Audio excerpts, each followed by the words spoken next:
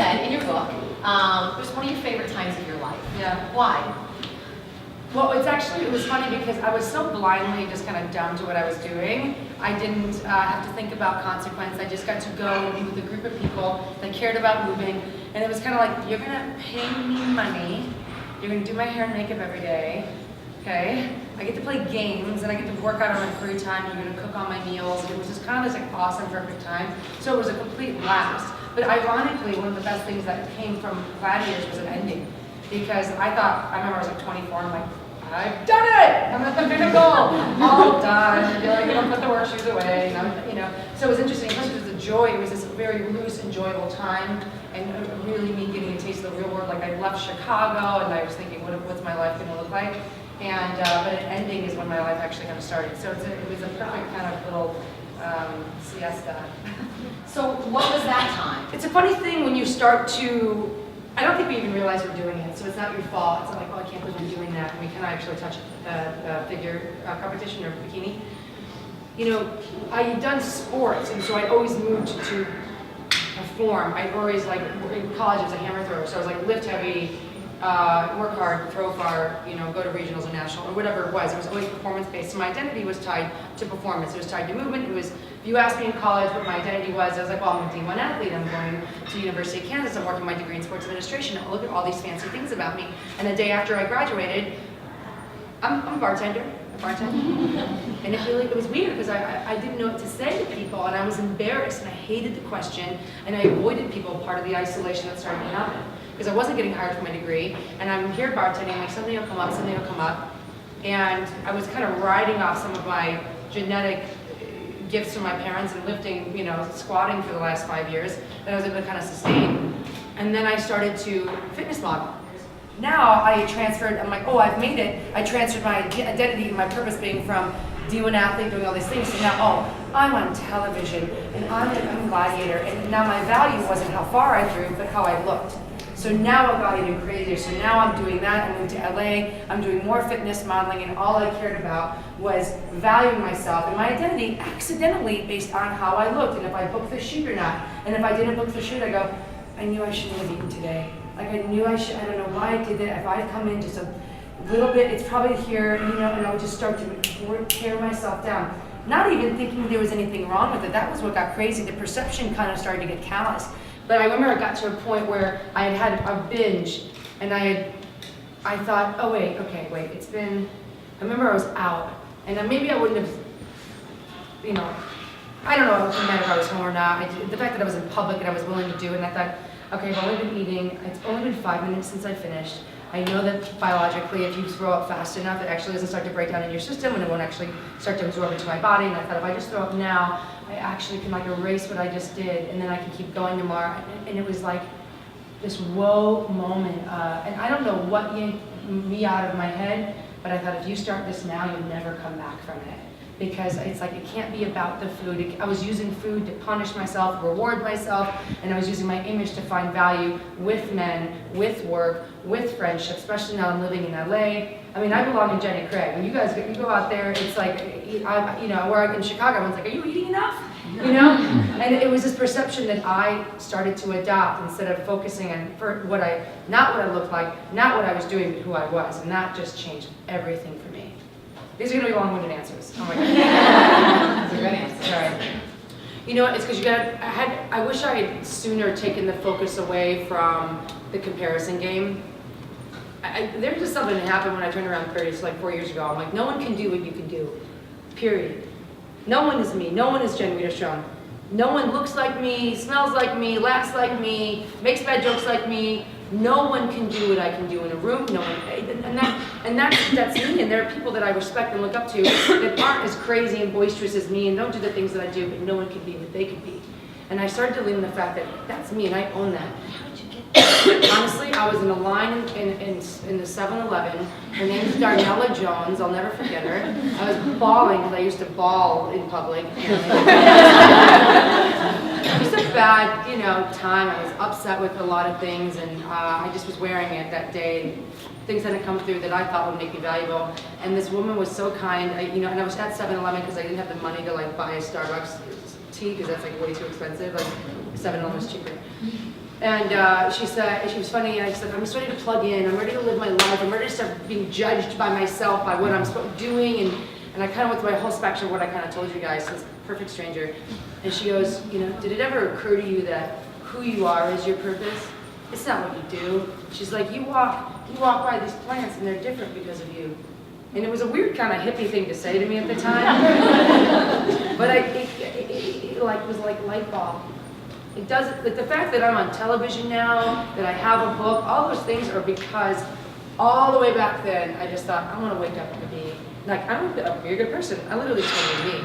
I want to go and be a great human. I want to see the Starbucks person that makes me happy and be kind to her. I want to be someone in this room in a workout that adds to your day because I was being exactly who I was supposed to be in that moment for you and you for me. That changed everything. So instead of placing expectation on achievement and what has to happen for me to feel good, I wake up every day and I give it my best and I'm this person. I always feel good, content. I always go to bed happy. And every job I've gotten and every book that every meeting and offer I got for my book is because I was in the room and I thought, this is what it is. I don't need to do this. I don't need to be in your show, Biggest Loser. I'll help you with it. Happy to be there. But I don't need that to feel good anymore. And it was almost like being on a date. You're like, I don't know, call me or not. You know, the guy's like, reverse psychology. It was, but in a way, it wasn't trying to do that. I just was like, listen, I'm okay either way. And literally, if none of you buy my book today, if the world hates it, if Biggest Loser ends and nobody wants me on TV, I love my life and I love who I am. And that, I literally can go to bed and be okay with it.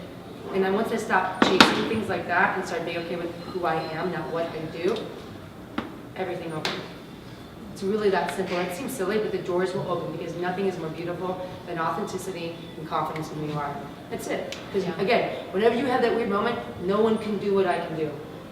I don't know why I'm saying it like a New Yorker, but I feel like But you know what I mean? Like that's just it. I'm like, I know that. I know that. You don't want a piece of it? If I can lose my number. I don't care. Now, there are things I do in my life. I like moving my body because it's a dangerous neighborhood here. The waistline will always take care of itself, ladies. Feeling strong and moving a barbell, regardless of the size of my waist, matters more to me than the size of my waist because I played that game and it's never going to be small enough. I don't care. It won't be. So that was, you know, you skew it. But if you fluctuate big time, you're going to give room for you to be insecure about it. That's just pure. But what you can do and you have control over is maxing out your body. Like this is the way I look. My sister, 5'5", she's Danish, like she's so beautiful. She's the fucking pretty one.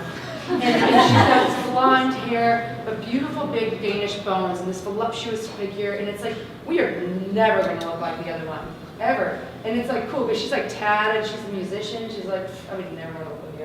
and it's great, because like, I mean, my hair is this long, like I've got extra hair in right now. So I'm like, I have veins popping out of it, I need something. I'm like, more lashes, right?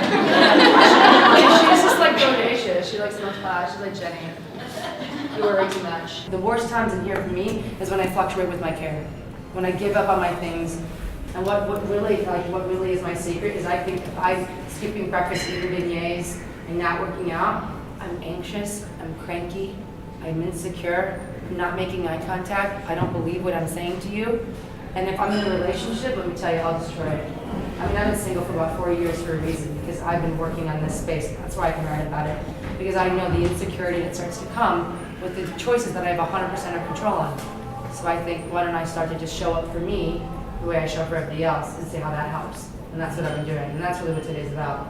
And so I was doing Loose, and they asked me to write a book, and I go, what am I going to write? I'm going to regurgitate something we already know. I'm going to make up like a 1, 2, 3, 2, 1, 2, 1, 0, 1 diet.